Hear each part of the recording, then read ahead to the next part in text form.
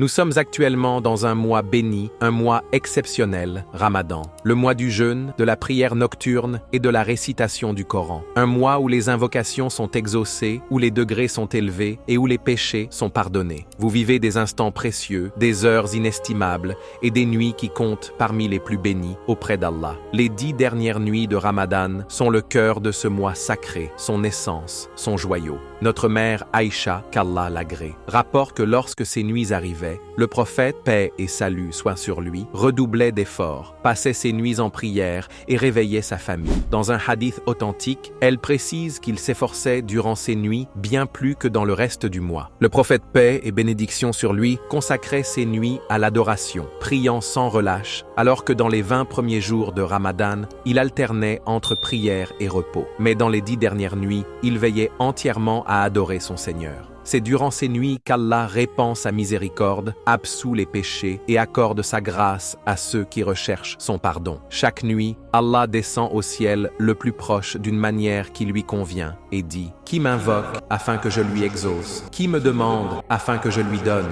Qui implore mon pardon afin que je lui pardonne ?» Rapporté par Al-Bukhari et Muslim. Et parmi ces 10 nuits bénies se trouve Laylat al-Qadr, la nuit du destin. Allah l'a décrite comme une nuit bénie. Nous l'avons fait descendre pendant une nuit bénie. Sourate 44, verset 3. C'est une nuit où descendent les anges en grand nombre, accompagnés de Jibril, Gabriel, paix sur lui. Une nuit où les portes de la miséricorde s'ouvrent et où les adorations sont meilleures que 1000 mois d'efforts cumulés. Le prophète, paix et salut soient sur lui, nous enseigne que celui qui veille Laylat al-Qadr avec foi et en espérant la récompense d'Allah verra ses péchés passés pardonnés. Il consacrait ses nuits à l'adoration et nous a recommandé de multiplier cette invocation. Ô Allah, tu es pardonneur et tu aimes le pardon, alors pardonne-moi. Les 10 dernières nuits de Ramadan ont des mérites uniques et le prophète, paix et salut soient sur lui, les honorait par des actes spécifiques. 1. L'intensification de l'effort. Il se surpassait dans l'adoration, passant ses nuits en prière, en lecture du Coran et en dhikr.